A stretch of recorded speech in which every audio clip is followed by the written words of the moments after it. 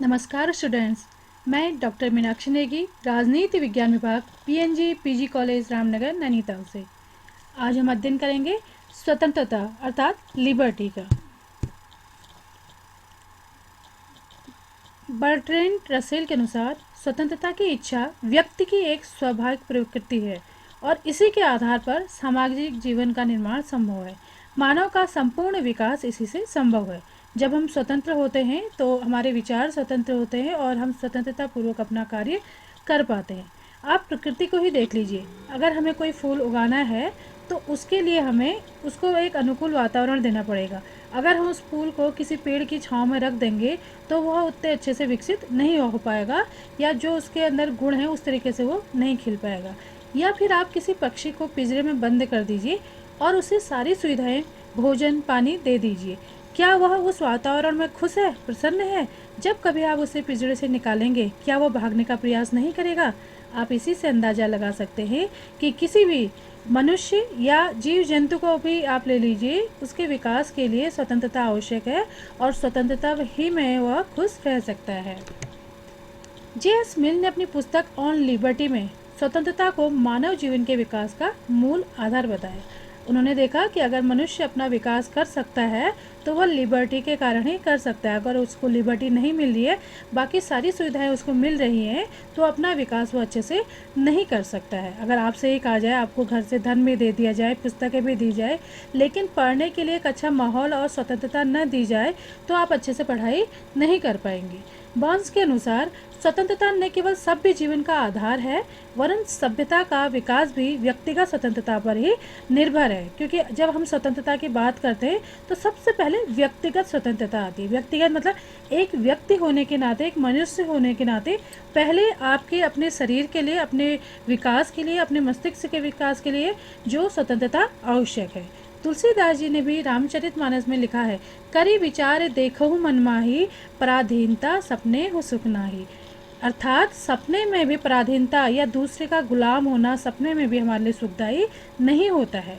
स्वतंत्रता को अमूल्य वस्तु माना जाता है, चाहे वह व्यक्तिगत स्वतंत्रता हो या फिर राष्ट्रीय स्वतंत्रता हो। अर्थात अगर कोई देश गुलाम होता है तब भी अगर व्यक्तिगत स्वतंत्रता प्राप्त हो तो वह स्वतंत्रता आपका विकास नहीं कर सकती। तो दोनों तरीके की स्वतंत्रता, चाहे व्यक्ति की हो या राष्ट्र की हो, दोनों ही तरह की स्वतंत्रता आवश्यक है।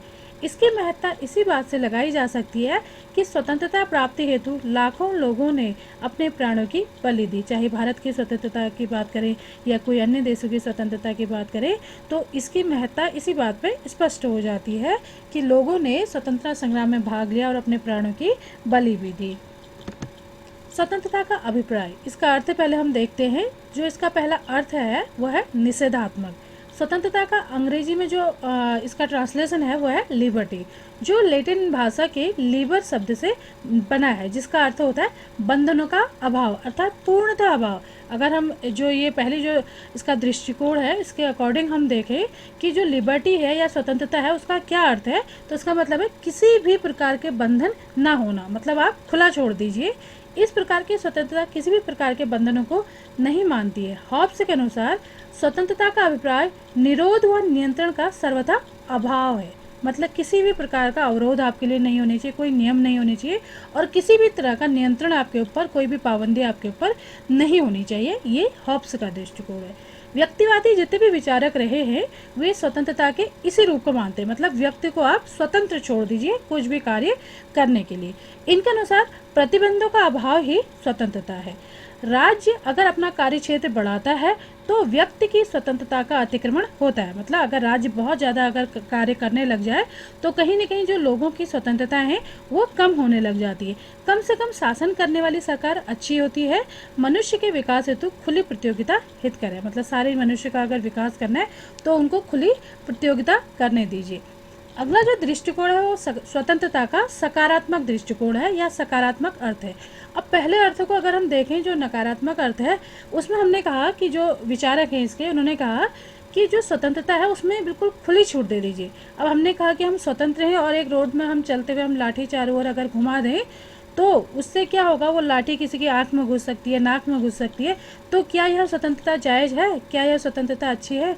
नहीं, हमारी स्वतंत्रता वहीं तक है जहाँ जहाँ से दूसरे की स्वतंत्रता प्रारंभ हो जाती है। तो इसका मतलब कुछ जो स्वतंत्रता है उसकी कुछ लिमिटेशंस होनी चाहिए। तो इन लिमिटेशंस के बाद सकारात्मक स्वतंत्रता है वह करता है। सकारात्मक रूप में स्वतंत्रता का तात्पर्य ऐसे वातावरण का विद्यमान होना है जिसमें व्यक्ति अपने व्यक्तित्व का विकास कर सके। वो व्यक्ति केवल एक व्यक्ति नहीं होगा बल्कि पूरे समाज के लिए ये बात कही गई है।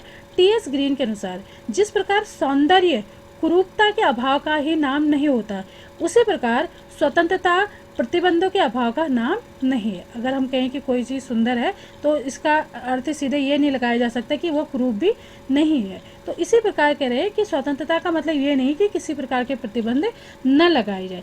इस दृष्टिकोण के अनुसार दो बातें निकल कर आती हैं। पहला, मनुष्य के जीवन पर शासन व समाज के द्वारा न्यूनतम प्रतिबंध होने चाहिए। अब ये प्रतिबंध क्यों होने चाहिए? क्योंकि अगर हम एक व्यक्ति को सारी स्वतंत्रताएं दे दें तो उससे क्या होगा, समाज में अव्यवस्था होगी। इसलिए समाज को व्यवस्थित करने के लिए और नियम और कानून बनाए रखने के लिए कुछ प्रतिबंध या कुछ जो अवरोध है वो समाज में लोगों के ऊपर लगाए जा सकते हैं, कुछ पाबंदियां लगाई जा सकती है।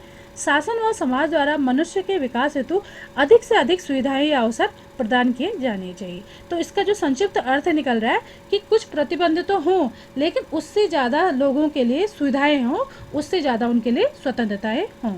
स्वतंत्रता के बिना मानव का विकास नहीं हो सकता। दोनों ही दृष्टिकोणों के अनुसार मानव जीवन पर न्यूनतम प्रतिबंध होना चाहिए।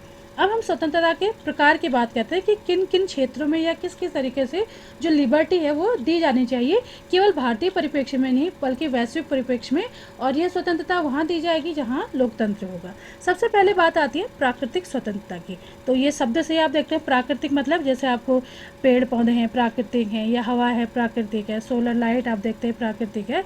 तो इसी तरीके से जो प्राकृतिक स्वतंत्रता है वो क्या कहती है कि जिस तरीके से हमें जो प्राकृतिक संसाधन मिले हुए हैं उसी तरीके से मनुष्य को भी जो स्वतंत्रता है ये प्रकृति द्वारा प्रदत्त है। तो उसको प्राकृतिक रूप से जो स्वतंत्रता दी गई है उसका हनन नहीं किया जाना चाहिए। दूसरा है व्यक्तिगत स्वतंत्रता। व्यक्तिगत मतलब एक व्यक्ति के रूप में रहते हुए किसी भी व्यक्ति को अपने विकास के लिए या व्यक्ति अपने लिए उसको क्या खाना है या किस तरीके से उसको व्यवहार करना है, ये सब स्वतंत्रताएं उसको दी जानी चाहिए।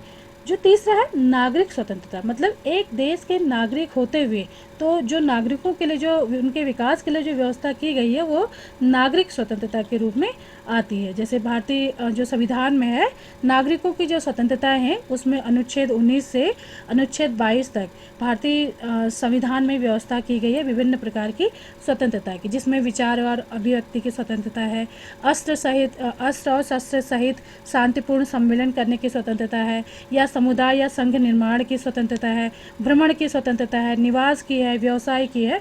तो किसी भी व्यवसाय को आप चुन सकते हैं, कहीं भी आप निवास कर सकते हैं, भ्रमण कर सकते हैं, अपने विचार और अभिव्यक्ति आप कर सकते हैं। वो देश विरोधी विचार नहीं होने चाहिए। अगला है राजनीतिक स्वतंत्रता। राजनीतिक मतलब पॉलिटिक्स, ये पॉलिटिकल जो आपके लिबर्टीज होती हैं उसमें सबसे पहले तो आपका मताधिकार है कि आपको मत देने का अधिकार है। दूसरा, आप अगर एक अर्हता पूरी करते हैं, न्यूनतम जो योग्यता रखी गई है किसी भी पद के लिए, तो आप चुनाव लड़ सकते हैं या किसी भी राजनीतिक दल में शामिल हो सकते हैं। सरकार को कुछ प्रार्थना पत्र दे सकते हैं जनहित के लिए कार्य करने के लिए, या कुछ अपने विचार प्रस्तुत कर सकते हैं।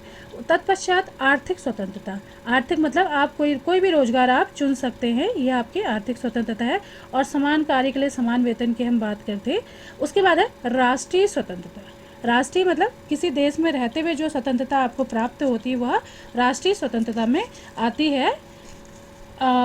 इसके साथ ही किसी देश को स्वतंत्र कराना भी राष्ट्रीय स्वतंत्रता कहलाती है। इसके बाद आता है धार्मिक स्वतंत्रता। धार्मिक स्वतंत्रता मतलब अंतःकरण की स्वतंत्रता। आप किसी भी धर्म में पैदा हुए हों, चाहे आप हिंदू पैदा हुए हों, मुस्लिम पैदा हुए हों, किसी भी धर्म में पैदा हुए, लेकिन आपको कोई और धर्म अगर आपको पसंद है तो आप किसी दूसरे धर्म को भी आप चुन सकते हैं या दूसरे धर्म के अनुसार में आप कन्वर्ट हो सकते हैं। उसके बाद है नैतिक स्वतंत्रता। नैतिक मतलब आपकी जो अंतरात्मा आपसे कहती है कि हमें किस तरीके के कार्य करने चाहिए, किस तरह की प्रवृत्ति हमारे अंदर होनी चाहिए, तो ये नैतिक स्वतंत्रता में आता है।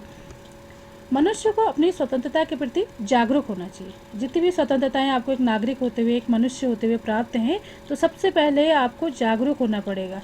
मतलब आपसे कोई ये नहीं कहेगा कि आप अपने इस प्रकार की स्वतंत्रता का उपभोग करो, क्योंकि मनुष्य हमेशा अपने स्वार्थ के लिए कार्य करता है वर्तमान समाज में देखा जाए। तो इसलिए आपको अपने जो स्वतंत्रताएं प्रदान हैं उसके लिए खुद आपको लड़ाई लड़नी पड़ेगी, खुद उनका प्रयोग करना पड़ेगा। और स्वतंत्रता सभी मनुष्य के विकास हेतु आवश्यक है, लेकिन स्वतंत्रता का प्रयोग करते वक्त हमें हमेशा इस बात का ध्यान रखना चाहिए कि समाज में हमारी स्वतंत्रता के साथ साथ दूसरों को भी स्वतंत्रता प्राप्त है। हमें दूसरों की स्वतंत्रता को ध्यान में रखते हुए अपनी स्वतंत्रता का प्रयोग करना चाहिए। इसी के साथ आज का लेक्चर समाप्त होता है। धन्यवाद।